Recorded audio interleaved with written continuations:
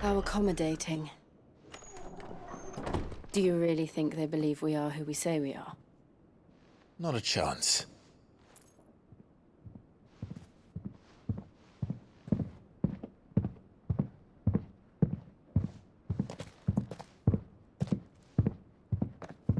Right, I guess. My uncle believes we're imposters here to rob him. And means to string us up himself.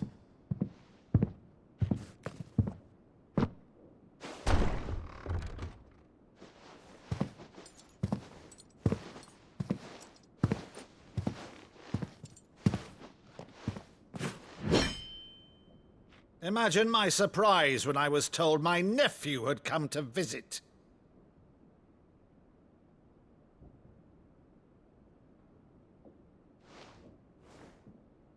Clive Rosfield died long ago.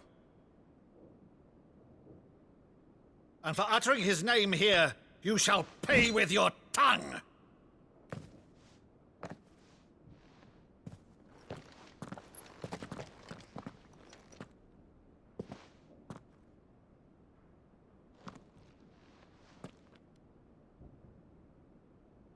You would mock me as well?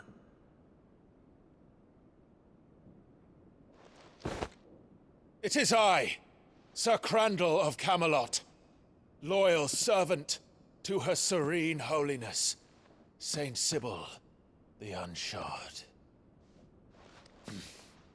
Meadow, thou vile sorcerer, for thy crimes against church and crown, I shall have thy head.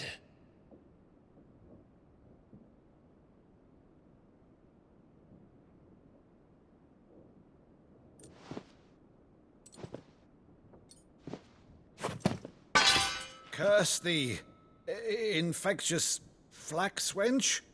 Even in death, must thou plague me still? Very well. I shall open the gates of hell, that thou might see thy charge once more.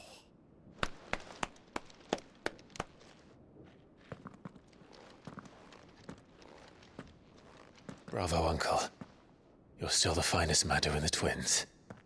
Oh, Clive, my dear boy, it's really you.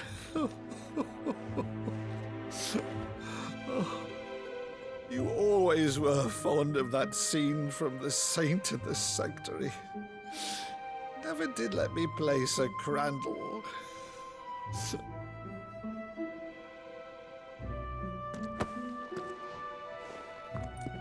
I have a favor to ask, Uncle Byron.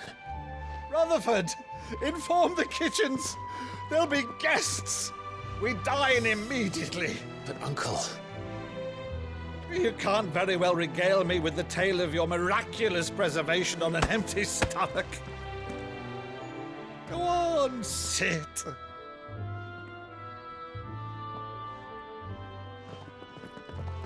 See that you use the good plates, Rutherford.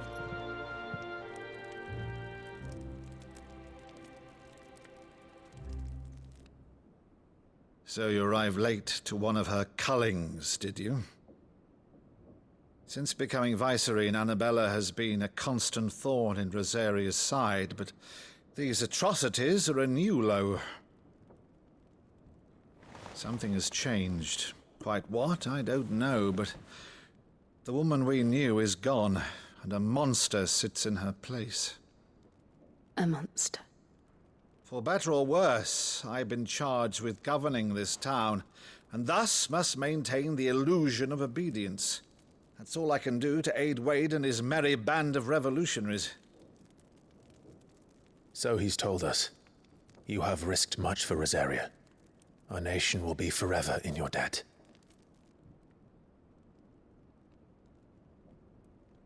It has been 20 years, Clive.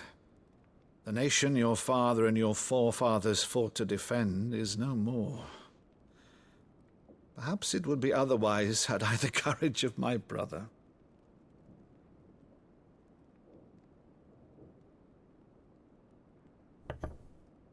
All right, if it's a ship you require, a ship you shall have. I've a galley in port, but recently relieved of her cargo. She can be outfitted for the voyage in a matter of weeks. So you believe us then? About everything? Believe you? Ha! Only a fool would believe even half of the things you claim. But until tonight, only a fool would have believed my nephew still lived. And besides, I have it on good authority that Clive is telling the truth.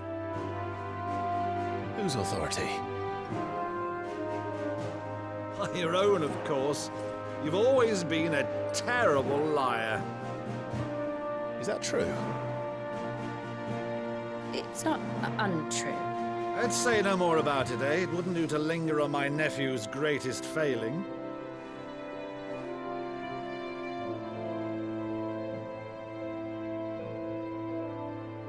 The one thing I cannot believe, though, is all this about you being Cid. You were always such a good boy, but now you're quite the outlaw. Which, if I'm not mistaken, would make me an outlaw's uncle. Right then, who shall we pillage first? Rutherford, fetch me my cutlass. This will be fun.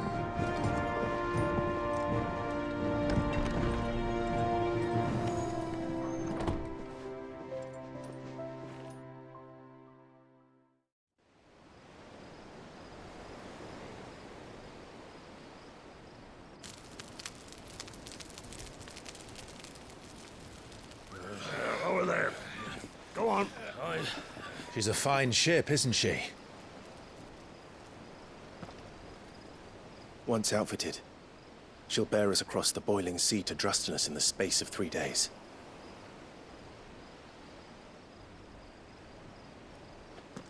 Something on your mind?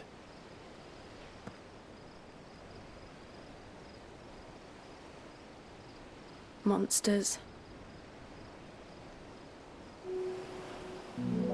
When I served the Iron Kingdom,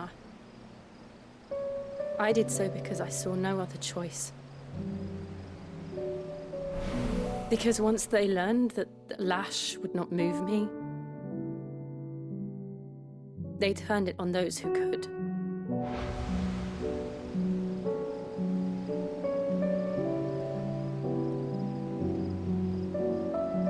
And so I became their puppet.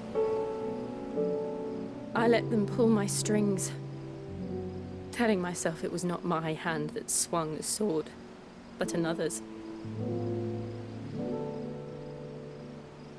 I removed myself from the truth so I wouldn't feel the pain it caused.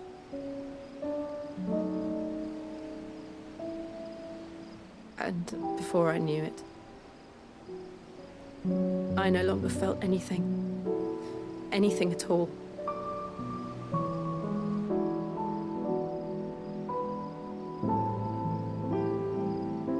I had become a monster.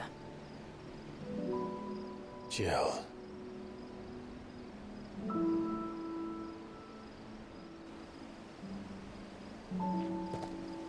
I don't want to be a monster, Clive. Do you understand? I want to choose a different path, a better path. To live on my own terms. But before I can do that, I need to come to terms with my past.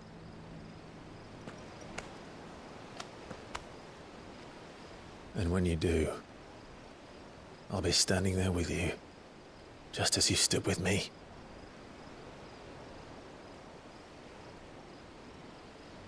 Thank you, Clive. I must atone for my sins. Only then, when it's done, will the monster cease to be. Just promise me that you won't die with it.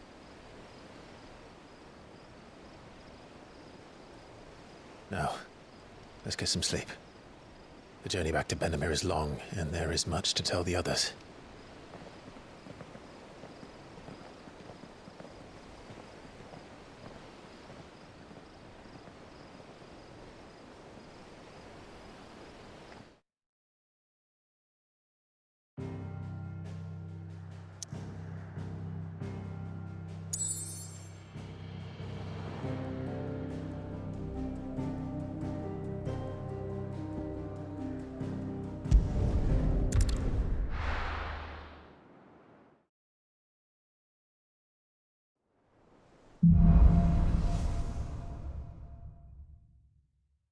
Only the Founder knows what awaits us in the Iron Kingdom. But Vivian could probably make an educated guess.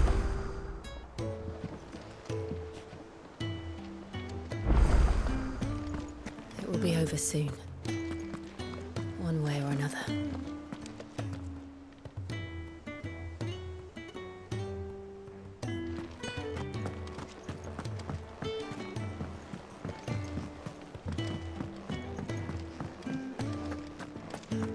That monster's taken quite a liking to Lady Karen. He's not a monster. He's Torgal. And he'd take a liking to you too if you gave him as many Maeve over there's the best thing to happen to Hideaway since, well, ever.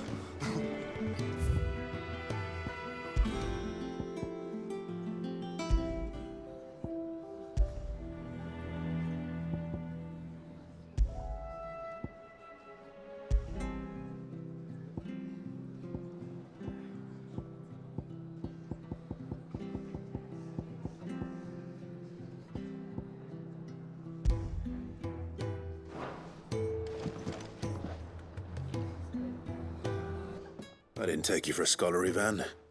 Oh, this? Well, it's Valisthea, a culinary pilgrimage. I borrowed it from old tomes. Seems there's no creature in the realm so foul it can't be cooked up into something delicious. Think I'll stick to the unfoul ones, thanks. Oh, where's your sense of adventure, Sid?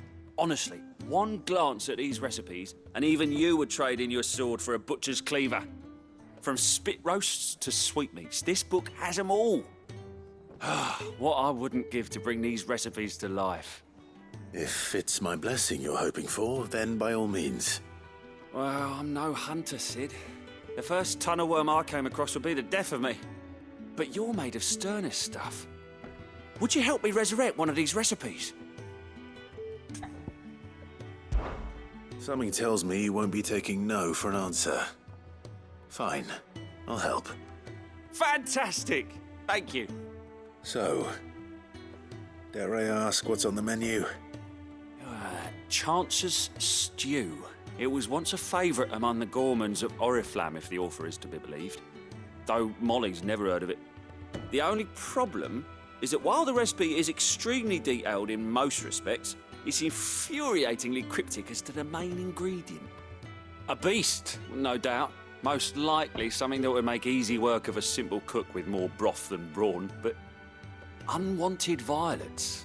I've no idea what they might be. Does the book say anything else? Well, only that the sweetest violets sprout atop the bed of roses. Roses. Rosaria, perhaps? One of the butchers in Martha's Rest might know something. I'll ask next time I'm there.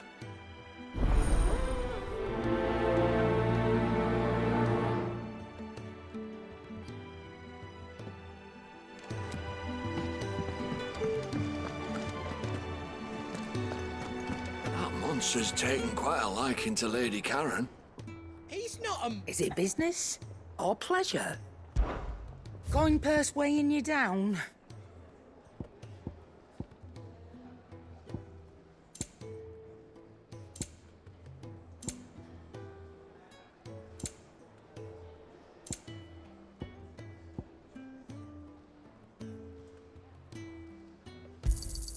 You'll not find a better price than that. You're rubbing me blind, you know.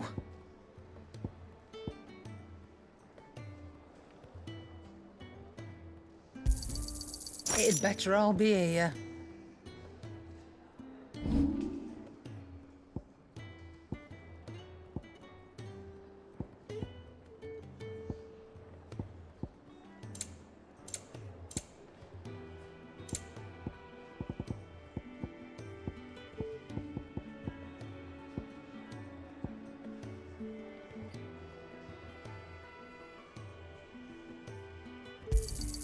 You got out else? I'll be thankful you got that much.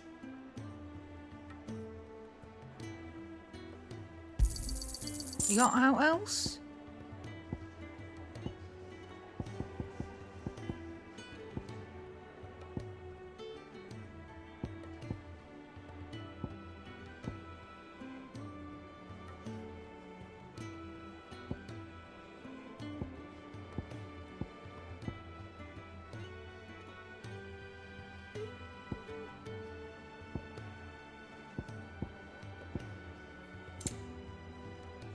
Come again.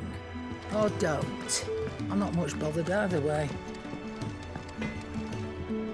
Back, are ya? So, what'll it be?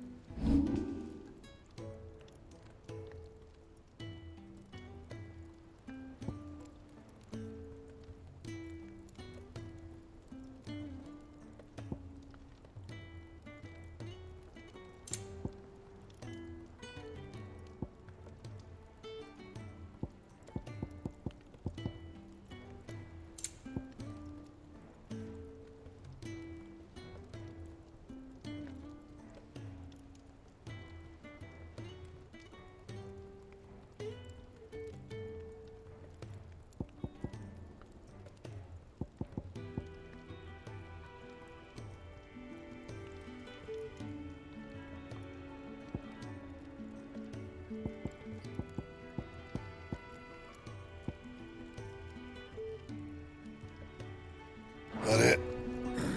Fine. That monster's taken quite a liking.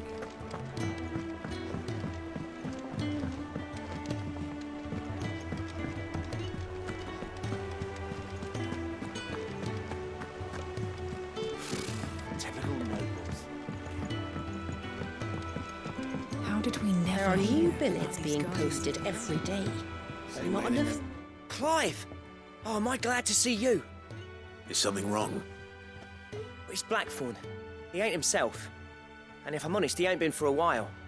That normally it only takes a couple of drinks to perk him back up, but not this time. Something's getting him down. And whatever it is, he ain't telling. It's like he's lost his spark, you know? He's barely got enough fire in his belly to get the ump about stuff. But I'm thinking he might if we both bent his ear, because he respects you, innit? So, what you say? Fine. If you think it will help. I knew you'd understand. But if he doesn't want to talk, we let him be. He'll open up when he's ready. All right. Now, he'll only smell a rat if we both turn up at once. So, I'll go first, and you can meet us at the forge. Wait a bit, then head over when you're ready.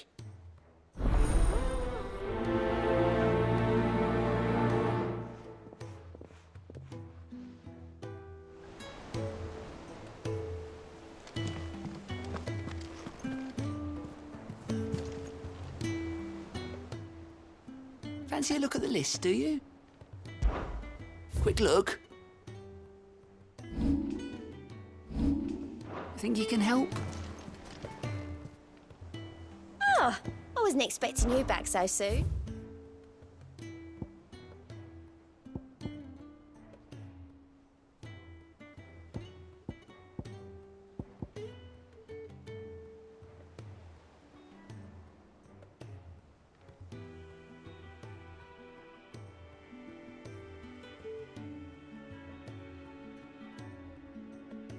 Best of luck out there, Sid.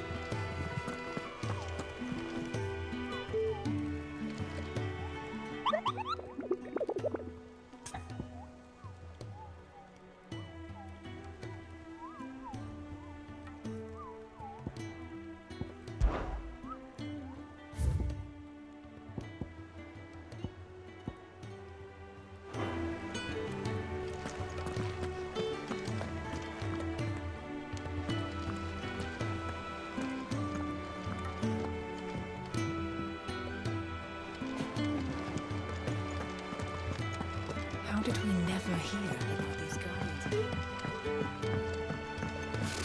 Typical nobles. I could have sworn we had a few more.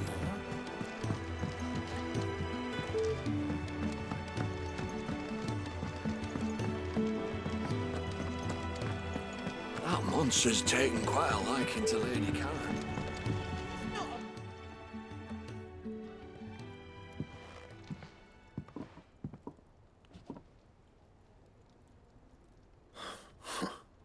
First August, and now you. What are you pair up to? What's it got to do with me? August was worried that something had been weighing on your mind. I thought you might want to talk about it. Did you now? I told you not to stick your nose in my business. What'd you go and do? Clive just wants to help, innit? What's so bad about that? Talk to him. You never know, you might feel better for getting it all out in the open. Please, mate. I'm worried about you. Phil, shut you up. It's nothing really. Stupid. Not the sort of thing you bother people about. Why don't you tell us all the same?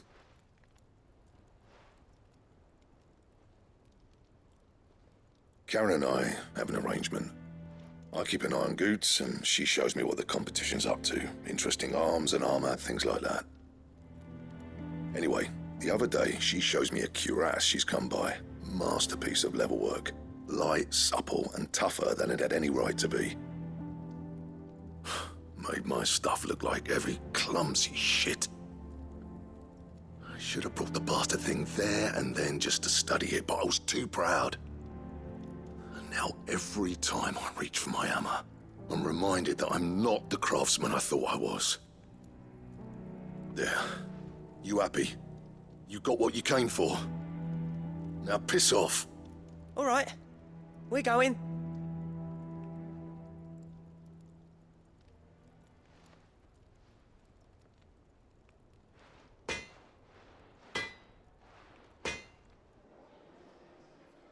I always thought of old Blackthorn as a bit of a force of nature. Like a storm cloud full of ale. Didn't think anything could rattle him. Least of all a stupid piece of leather. Blackthorn's always taken pride in his craft. Questioning it means questioning himself. Something tells me this is only going to get worse. If he has doubts, it will affect his work, which will only add to his problems. We need to nip this in the bud. I couldn't agree more. He said he should have bought that cuirass. Perhaps we should track it down for him. Assuming you're happy to help, that is. Too bloody right I am. Glad to hear it. First things first, then. We need to speak to Karen.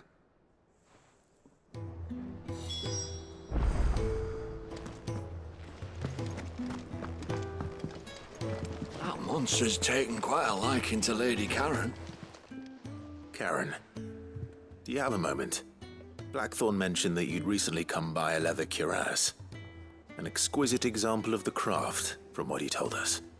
And he ain't been himself since he saw it. So we thought we'd buy it for him. Sorry, sold it already. Didn't think Blackthorn cared for it the way he turned his nose up. But it was nicely put together, that's for certain. Even if the bloke who made it is a bit of an odd one. Happened across him on my travels.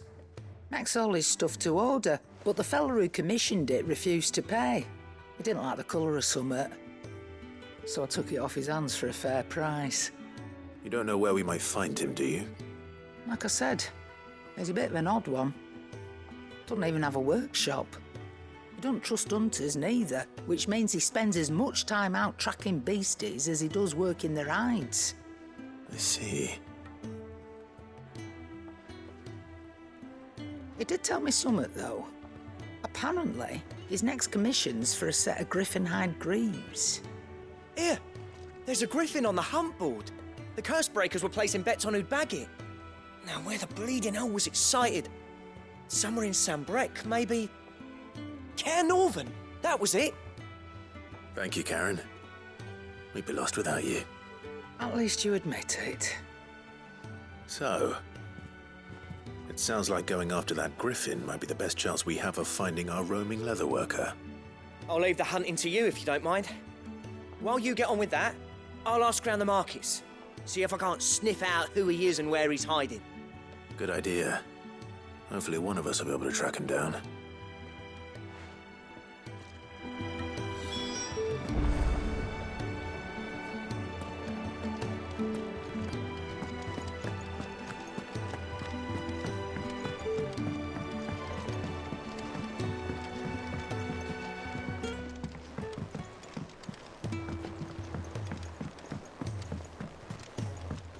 Could have sworn we had a few more.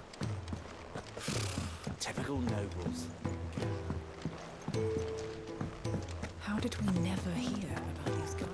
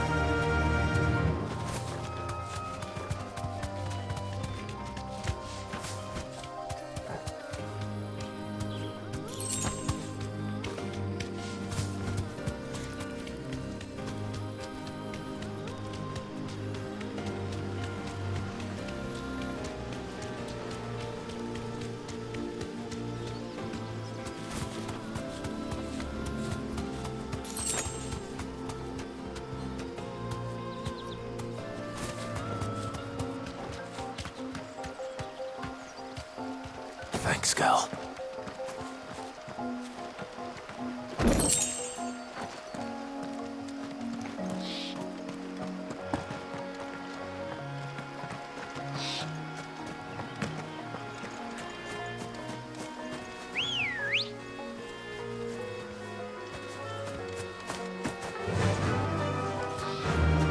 Faster!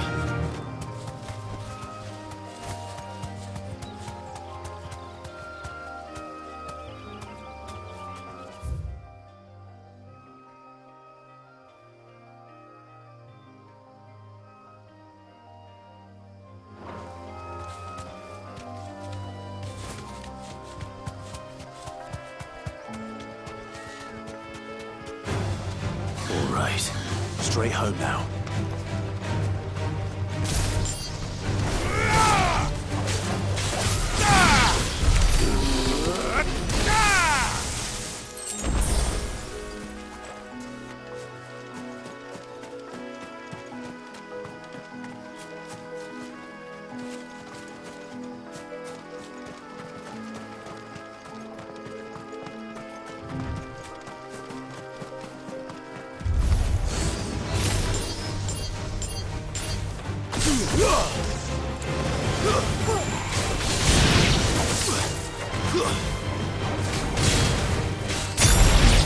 All yours, Torgal! Stay down!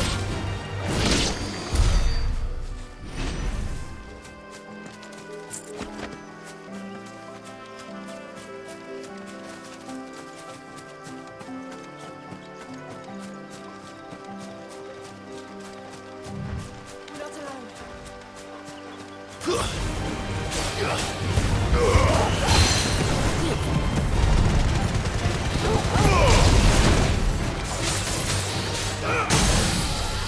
Awaken, win! All yours, Torgal! Torgal, kill!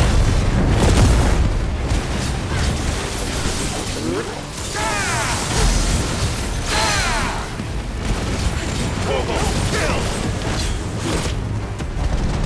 All yours!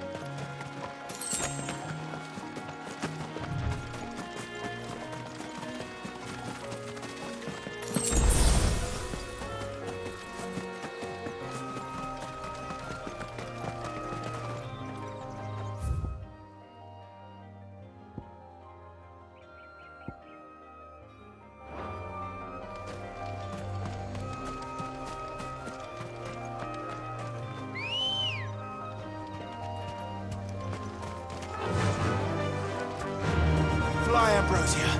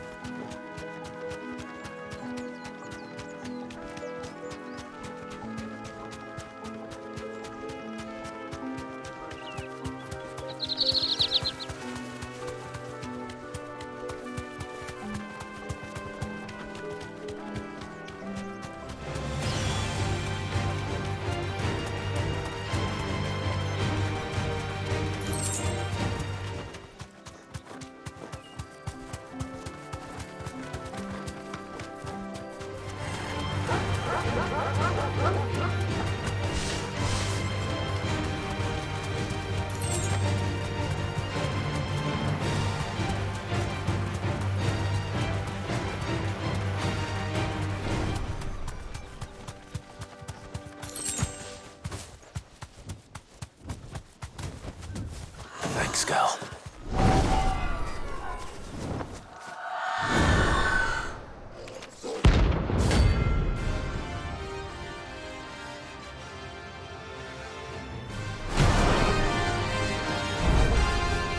If that's what I think it is, this isn't gonna be easy. Now, Torgal!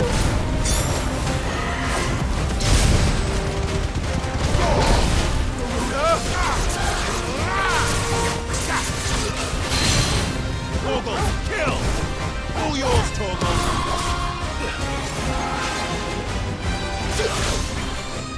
Give me thunder!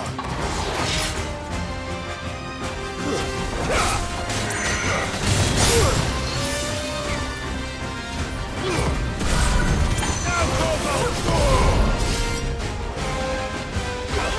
Torgal, kill! Now, Torgal!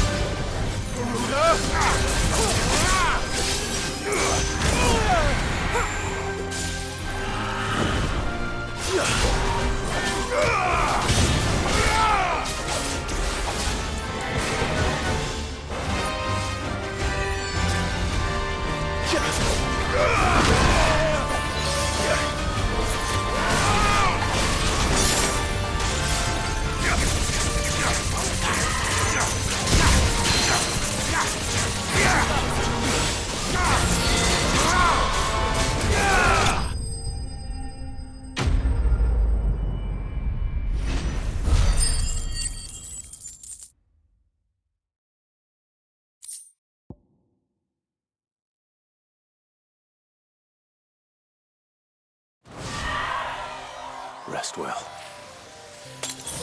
I know I will.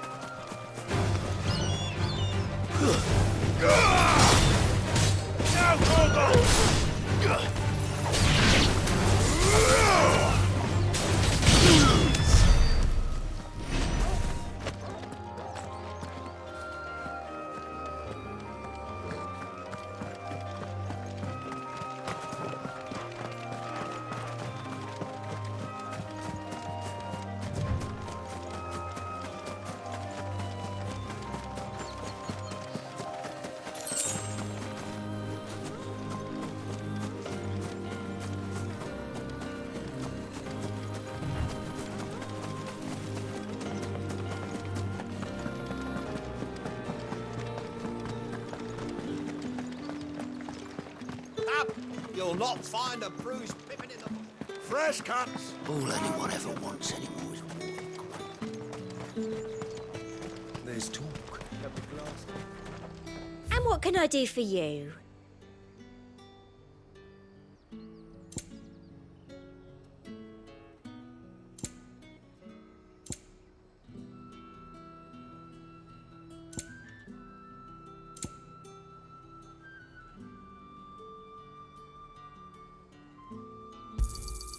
You've a keen eye. An excellent choice. I do like a customer who knows what he wants.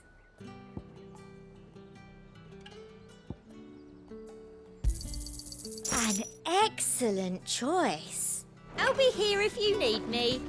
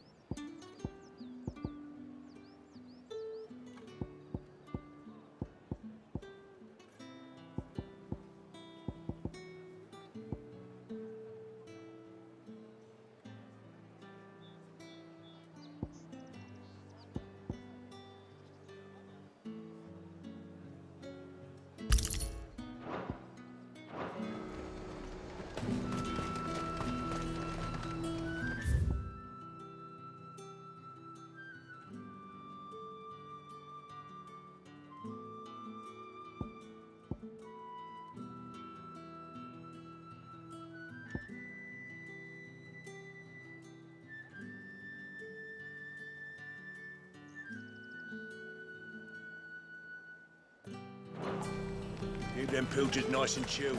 Look at this place.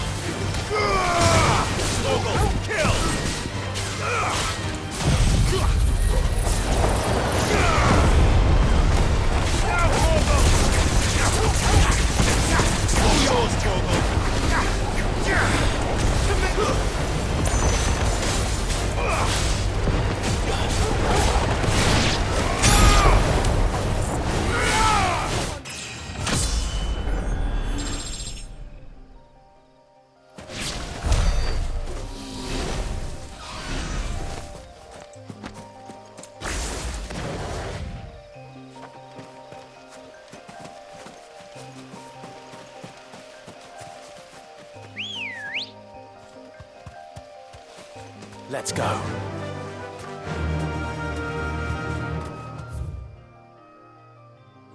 Fly, Ambrosia.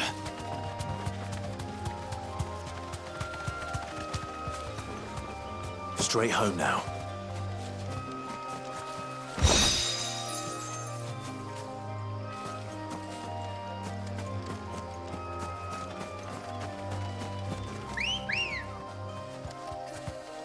Ready, go?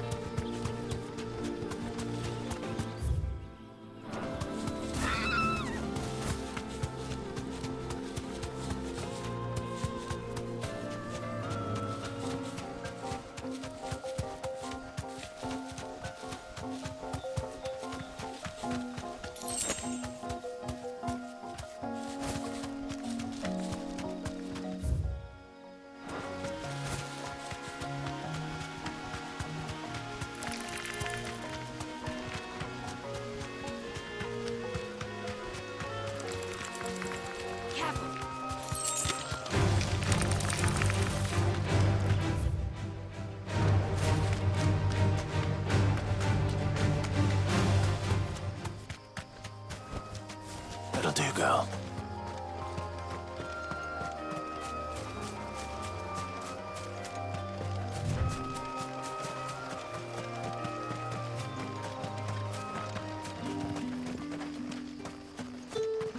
Word is that...